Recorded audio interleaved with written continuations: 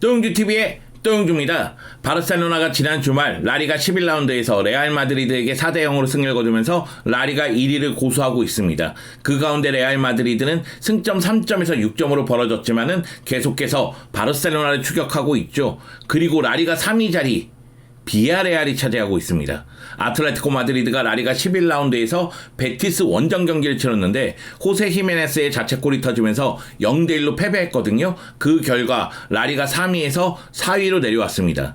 라리가 10라운드까지 왔을 때 라리가의 무패팀은 두 팀이었어요. 레알 마드리드, 아틀레티코 마드리드. 레알 마드리드는 7승 3무로서 무패 가도를 달리고 있었고 아틀레티코 마드리드도 5승 5무로서 끈끈한 경기력을 보여주고 있었습니다. 이 두 팀이 라리가 11라운드에서 패배를 당한 거죠. 개인적으로 엘 클라시코의 패배는 레알 마드리드에게 좋은 약이 될 거라고 생각합니다. 안첼로티 감독이 새로운 선수 조합을 통해서 또는 교통정리를 통해서 짜임새를 갖춘 팀을 만들 거라고 생각하고요. 정상 궤도에 오른 레알 마드리드는 시즌 마지막 순간까지 바르셀로나를 추격하고자 노력할 것으로 예상을 합니다. 그렇다면 아틀레티코 마드리드는 어떨까요? 아틀레티코 마드리드는 여름에 1억 8천만 유로 이상을 투자를 하면서 6명을 영입했고요. 최전방부터 최후방까지 전력을 보강하는 데 성공을 했습니다. 그렇기 때문에 아틀레티코 마드리드 팬들의 눈높이가 더 올라간 것은 당연하다고 보면 되겠습니다. 일부 팬들은 클럽 역사상 첫 챔피언스리그 우승에 도전해야 되는 것 아니냐 이런 이야기를 했고요. 엔리케 세레소 회장 같은 경우에도 야망을 숨기지 않았습니다. 하지만 현실은 다릅니다. 바르셀로나가 1위를 달리면서 레알 마드리드가 추격하고 있는 가운데 아틀레티코 마드리드는 이 두 팀을 추격하는 힘이 조금씩 떨어진다는 느낌이 들어요. 그리고 챔피언스리그 3경기에서 1승 2패를 기록하면서 만족스러운 경기 결과를 얻지 못하고 있습니다. 여름에 대대적인 투자를 했고요. 전력을 보강했습니다. 그럼에도 불구하고 경기력이 올라오지 못하고 있어요. 이유는 뭘까요? 그 답은 시메오네 감독에게서 찾아야 되겠죠. 물론 부상 선수가 많은 것도 사실이지만 시메오네 감독이 선수 조합에서 문제를 좀 드러내고 있는 건 아닌가 이런 생각이 듭니다. 과연 시메오네 감독의 플랜 A는 힘을 발휘하고 있을까요? 그러면 또용주TV에서 아틀레티코 마드리드의 현 주소를 알아보도록 하겠습니다. 여러분 함께 가시죠. 렛츠고! 아틀레티코 마드리드는 지난 라리가 11라운드에서 베티스 원정 경기를 펼쳤는데 무기력하게 0대1로 패배했습니다. 아틀레티코 마드리드가 베티스를 상대로 10경기 무패를 기록하고 있었기 때문에 베티스의 강한 면모가 있었기 때문에 이 경기 내용과 결과는 충격적이라고 해도 과언은 아닙니다.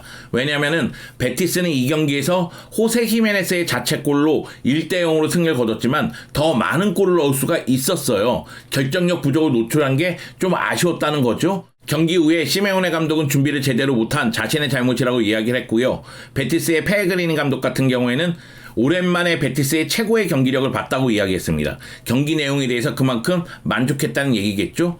하물며 베티스의 앞대 같은 경우에는 경기 후에 1대0이라는 스코어로 끝났다는 사실이 믿겨지지 않는다고 얘기했어요. 그 정도로 베티스의 공격은 위력을 발휘했습니다. 이 경기에서 베티스는 슈팅을 24개나 한 반면에 아틀레티코 마드리드는 10개밖에 하지 못했거든요.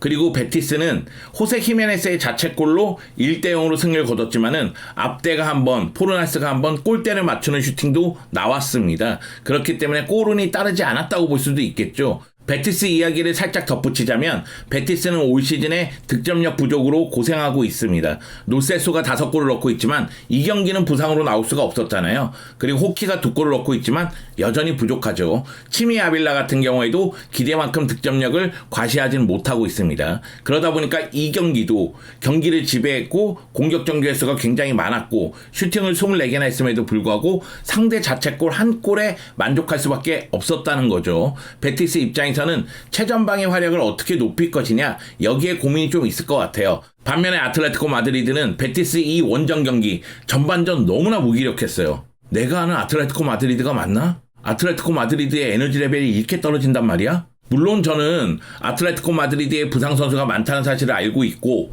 또 아틀레티코 마드리드가 주중 경기 챔피언스리그 릴전에서 어처구니 없는 판정 때문에 1대3으로 패배한 사실을 알고 있습니다. 그렇기 때문에 아틀레티코 마드리드 입장에서는 이 경기에서 에너지가 좀 떨어질 수도 있다는 생각을 했지만 너무나 무기력한 전반전이었어요. 후반전에는 공격수를 대거 투입해서 어떻게 해서든 승점을 획득하고자 노력을 했지만 이것도 실패로 돌아갔습니다. 저는 이 경기 선발 라인업 보면서 시메오네 감독의 생각이 뭔지 모르겠어요. 선발 라인업 자체가 이해가 안 갔다는 얘기입니다.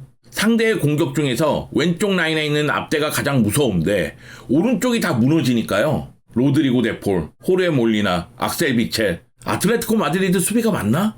이런 생각이 들 수밖에 없었습니다. 그 정도로 아쉬운 경기였고요.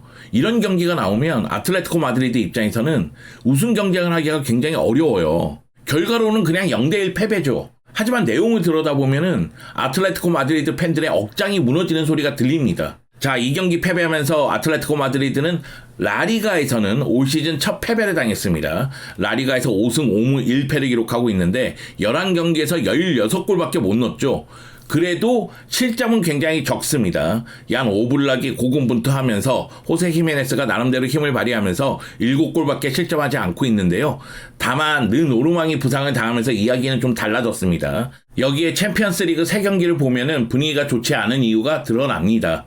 라이프치히전에서는 극적인 결승골로 2대1로 승리를 거뒀지만 벤피카 원정에서 0대4로 패배했고요. 지난 릴전에서는 1대3으로 패배했습니다. 주심의 판정이 이상하긴 했지만 경기 결과는 1대3이었으니까요. 억울한 면이 있다 할지라도 2경기 패배, 그리고 나서 베티스전 패배, 공식 경기 2연패가 됐고요. 최근 공식 5경기에서 1승 1무 3패를 기록했습니다. 최근 공식 5경기 기록을 봤을 때 5골을 넣은 반면에 10골을 실점했어요. 벤피카전 4골, 릴전 3골이 포함되어 있긴 하지만 야, 이건 아닌데? 이런 생각이 좀 들더라고요. 아틀레티코 마드리드 입장에서는 이 나쁜 분위기를 빨리 바꿀 필요성이 있습니다. 그럼에도 제가 걱정하는 건 아틀레티코 마드리드의 지난 시즌 문제점이 올 시즌에도 해결이 되지 않고 있다는 느낌이 들어서 그래요. 지난 시즌 아틀레티코 마드리드는 공수에서 나름대로 고민이 있었습니다. 공격 쪽에서는 알바로 모라타와 그리즈만이 전반기에 확실한 원투펀치 역할을 했지만 후반기에는 너무 부진하다 보니까 팀 득점력이 떨어졌잖아요. 근데 훌리안 알바레스하고 세르로트가 영입이 됐지만 아직까지 만족할 만한 파괴력이 드러나지 않고 있다. 물론 아틀레티코 마드리드는 올 시즌 공식 14경기 중에서 3경기에서는 3골 이상 넣었습니다. 모두 리그 홈 경기였죠. 지로나, 발렌시아, 레가네스전입니다. 그렇긴 하지만 다른 경기를 봤을 때는 만족할 만한 득점력이다? 이렇게 얘기하기는 좀 어렵다는 거죠. 하물며 공식 14경기 중에서 3경기는 무득점을 기록하기도 했습니다. 그렇기 때문에 공격 쪽도 여전히 파괴력이 부족하고 그리고 수비 쪽 이야기도 해야 돼요. 지난 시즌 공식 경기에서 68골을 실점했어요. 시메오네 감독이 지휘봉 잡고 나서는 최다 실점입니다. 근데 올 시즌 리그를 봤을 때는 무실점 경기가 나오면서 계속해서 안정적인 수비를 좀 보여주겠구나 이런 생각이 있었는데 는 오르망이 머리 부상을 당한 다음부터는 수비가 흔들리기 시작했어요. 사실 저는 지금 아틀레티코 마드리드 수비 쪽에 부상 선수가 많기 때문에 이 부상 선수들이 돌아온다면 좋아지겠지만 일단 지금 이 순간에는 믿을 수 있는 수비수가 호세 히메네스밖에 없지 않나? 이런 느낌까지 듭니다. 그렇기 때문에 아틀레티코 마드리드의 수비력도 안심할 수는 없다. 이렇게 볼 수가 있겠고요. 그리고 홈에서는 매우 강했지만 원정에서 약한 모습을 보여준 지난 시즌의 모습이 올 시즌에도 어느 정도 적용된다고 생각해요. 올 시즌 홈 공식 7경기에서 4승 2무 1패를 기록했습니다. 하지만은 원정 공식 7경기에서는 2승밖에 챙기지 못했어요. 2승 3무 2패를 기록했거든요. 그 이야기는 지난 시즌의 문제점이 올 시즌에도 그대로 적용되고 있다. 이렇게 보면 되겠습니다. 먼저 수비부터 말씀을 드려야 될 것 같아요. 는 오르망이 머리 부상으로 전력에서 이탈한 다음에 악셀 비첼이 한 자리를 차지하고 있습니다. 호세 히메네스 같은 경우에는 베티스전 자책골은 사고라고 보면 됩니다. 호세 히메네스 같은 경우에는 몸만 건강하면은 안정적이고 끈끈한 수비력을 보여주거든요. 물론 이제 벤피카전은 예외예요. 그렇긴 한데 악셀 비첼 같은 경우에는 스피드가 너무 떨어져요. 그러다 보니까 상대가 뒷공간으로 들어왔을 때 놓치는 장면이 굉장히 많습니다. 그러다 보니 악셀 비첼이 선발로 나왔을 때 아니면 출전했을 때 실점수가 늘어난다는 느낌이 들었습니다. 올 시즌 공식 9경기 출전을 했는데요. 14골이나 실점을 했거든요. 태클을 5번밖에 못했고 가로채기 5회 리커버리 30회 9경기 기록입니다. 그리고 챔피언스 리그 2차례 벤피카전 릴전 각각 4골, 3골씩을 실점했었죠. 는 오르망의 부상이 굉장히 뼈아프다고 볼 수가 있습니다. 물론 일부 팬들은 에르모소의 빈자리도 느껴진다고 이야기를 합니다. 헤인 일두라든가 런글레라든가 아니면 하비갈란이라든가 이런 선수들보다는 에르모소가 있을 때 조금 더 안정감이 있지 않았느냐 이런 이야기를 하시는데요. 일단은 악셀 비첼이 나왔을 때의 경기력 이게 너무 좋지 못하기 때문에요. 아틀레티코 마드리드 입장에서는 느 노르만과 아스필리쿠에타, 런글레 이런 부상 선수들이 빨리 돌아오면서 수비 라인을 다시 한번 짤 필요성이 있어 보입니다. 물론 이것이 3백이 됐든 4백이 됐든 조금 더 안정적인 부분 그리고 공수 밸런스에 맞는 부분을 초점을 맞춰서 짜야 되겠죠. 그뿐만이 아니라 좌우 측면 수비도 문제예요. 무엇보다도 사무엘 리누가 너무 부진합니다. 왼쪽에 사무엘 리누, 오른쪽에 마르코스 요렌테가 힘을 발휘하면서 좌우에서 힘을 발휘했는데 사무엘 리누 같은 경우에는 올 시즌 공식 12경기 출전했는데 도움은 하나밖에 기록하지 못했고요. 공격적으로 나가서 제 역할을 못하면 사무엘 리누는 당연히 수비력이 좀 떨어지니까 수비 쪽에서도 문제를 드러내는 장면이 굉장히 많습니다. 반면에 오른쪽은 마르코스 요렌테가 시즌 초반에는 매우 잘해졌어요. 근데 지금 부상이잖아요. 마르코스 요렌테가 부상이다 보니까 오른쪽에 나우엘 몰리나가 나오고 있습니다. 근데 나우엘 몰리나가 어쩌다 이렇게 된 거야 나우엘 몰리나. 아니 로드리고 데폴도 그렇고 몰리나도 그렇고 아르헨티나 대표팀에서 뛰는 모습과 아틀레티코 마드리드에서 뛰는 모습이 달라요. 돈은 아틀레티코 마드리드에서 벌고 있잖아. 나우엘 몰리나 정신 차려야 됩니다. 지난 베티스전 턴오버가 25개인가? 미쳤어? 미친 거야? 나우엘 몰리나 체력적으로도 문제인 것 같고 수비에서도 문제고 패스미스는 안 바라고 이거 어떡하자는 건지 모르겠어요. 그러다 보니까 중앙에 악셀 비체도 흔들리는데 좌우도 흔들리는 거예요. 리켈메가 나오든 아니면 줄리아노 시메오네가 나오든 좌우가 흔들리고 있으니까요. 이 부분에 대해서 시메오네 감독이 빠르게 교통정리를 좀 해야 되지 않을까? 왜냐면은 시메오네 감독도 최근 들어서 3백과 4백 계속 바꿔가면서 쓰고 있는데 그 이유가 수비 라인이 너무 불안하니까 이렇게 조합을 한번 해보고 저렇게 조합을 한번 해보고 이런 느낌이 듭니다. 베티스전 예를 들어서 좀 미안하지만 베티스전도 헤인 일두가 먼저 나왔다가 하비갈란이 후반전에 나오는 모습이 있었잖아요. 물론 이제 몰리나 같은 경우에도 교체 아웃되는 모습이 있었고요. 아틀레티코 마드리드 하면 떠오르는 단어가 견고함 아니겠습니까? 그런데 시메오네 감독이 무게중심을 수비 쪽에 두고 있음에도 불구하고 수비가 불안하니까요. 이 부분이 해결이 돼야 될 것으로 좀 보이거든요. 시메오네 감독이 고민이 좀 많은 것으로 보입니다. 그리고 공격 쪽은 신입생들에게 기대하는 바가 컸는데 아직까지는 만족할 만한 수준은 아니에요. 물론 두 선수 모두 조금씩 올라온다는 느낌은 듭니다. 훌리안 알바레스 같은 경우에는 계속해서 올라오고 있다는 느낌이 들거든요. 공식 14경기에서 4골을 넣었죠. 그리고 셀로트 같은 경우에도 레가네스전에서 골을 넣으면서 이제 좀 찾았나? 이런 느낌이 좀 들었습니다. 공식 14경기에서 3골 넣었는데 아틀레티코 마드리드 리그에서 팀 득점을 봤을 때 16골로 만족할 만한 수준이 아닙니다. 바르셀로나가 37골, 레알 마드리드가 21골입니다. 하물며 비아레알이 20골을 넣고 있어요. 그리고 셀타비고가 17골을 넣고 있습니다. 아틀레틱 클로브도 17골을 넣고 있죠. 그런 측면에서 봤을 때 아틀레티코 마드리드는 득점력이 더 올라가야 돼요. 역시 그리즈만, 셀로트, 훌리안 알바레스가 해결을 해줘야 됩니다. 셀로트, 훌리안 알바레스, 그리즈만이 모두 리그에서 3골씩을 넣고 있거든요. 해결사의 면모를 좀 보여주는 선수가 나와줘야 돼요. 훌리안 알바레스가 계속해서 컨디션이 올라가는 게 느껴지고 있으니까. 그리고 셀로트가 최전방에서 확실한 기회를 만들어주면 골을 넣을 수 있는 능력이 있는 선수니까요. 지난 시즌 리그에서 23골을 넣은 선수 아니겠어요? 그 점을 봤을 때는 이 두 선수가 조금 더 분발해야 된다, 이런 말씀을 드리고 싶고요. 그리고 시메오네 감독도 확실하게 컨셉을 잡아야 돼요. 세를로트의 높이를 이용하는 공격을 확실하게 펼쳐주거나 아니면 훌리안 알바레스하고 그리즈만을 조금 더 연동해서 들어가게끔 만들거나, 지금은 보고 있자면 이도 저도 아닌 공격 전술이라는 느낌이 들어요. 선수를 믿고 그냥 맡기고 있는 듯한 그런 느낌이 들거든요. 시메오네 감독 입장에서는 공격 쪽도 세부적인 전술을 짜줘야 됩니다. 수비도 문제다, 공격도 문제다. 사실 미드필드도 코케는 좀 관리를 해줘야 될 것 같고요. 로드리고 데폴은 정신을 차려야 됩니다. 코너 갤러거는 잘해주고 있죠. 그리고 바리오스 같은 경우도 그렇고요. 바리오스가 부상이 좀 잦은 것이 좀 아쉽죠. 여기다가 토마르마가 부상에서 돌아왔으니까 근 1년 만에 돌아왔죠. 아킬레스건 파열 부상이었는데.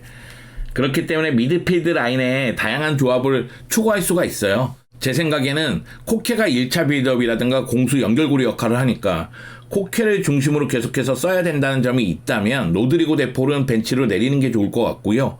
코너 갤러거와 바리오스로 코케를 보좌하면서 미드필드 라인을 구성하는 게 효과를 보지 않을까 이런 생각은 있습니다. 바리오스가 건강해야 돼요.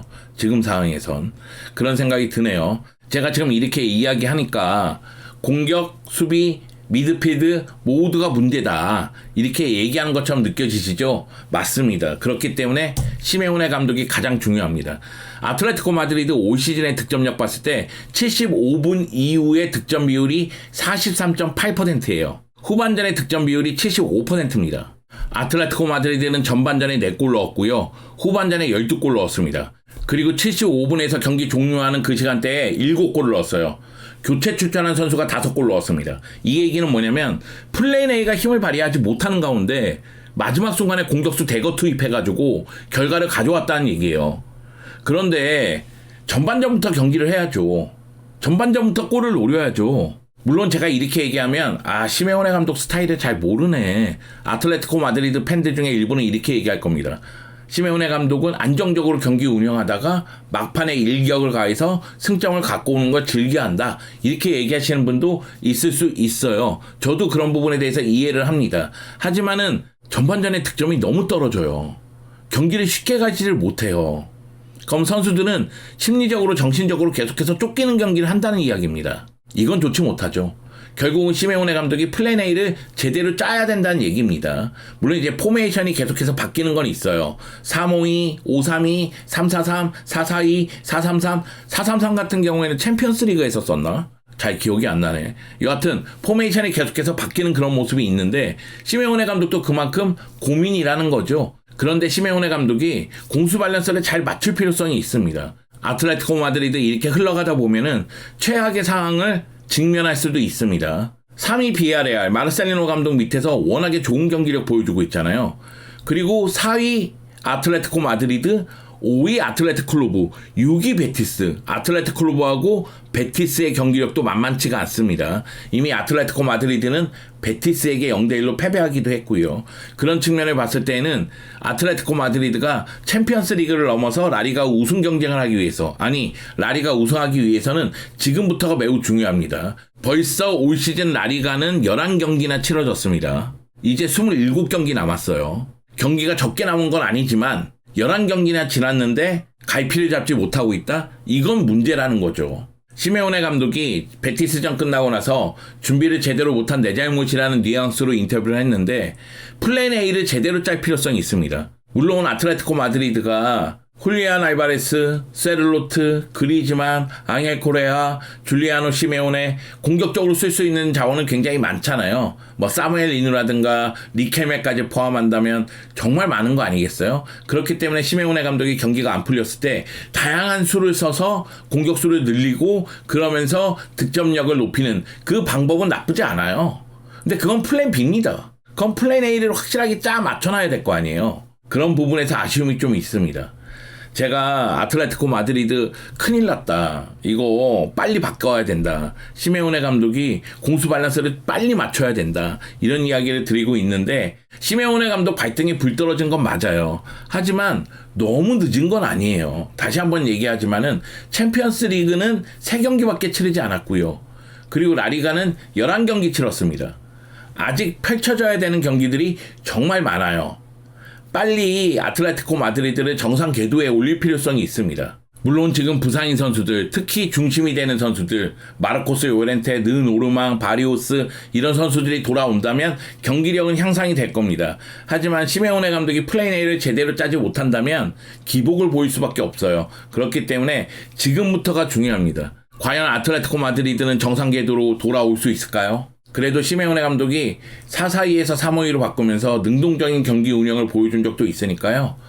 어떤 식으로 아틀레티코 마드리드를 만들어갈지 지켜보자고요. 그래도 아틀레티코 마드리드가 우승 경쟁을 해야지 라리가의 우승 경쟁은 정말 뜨겁게 전개가 되잖아요. 그래서 아틀레티코 마드리드의 재도약을 꿈꿔봅니다.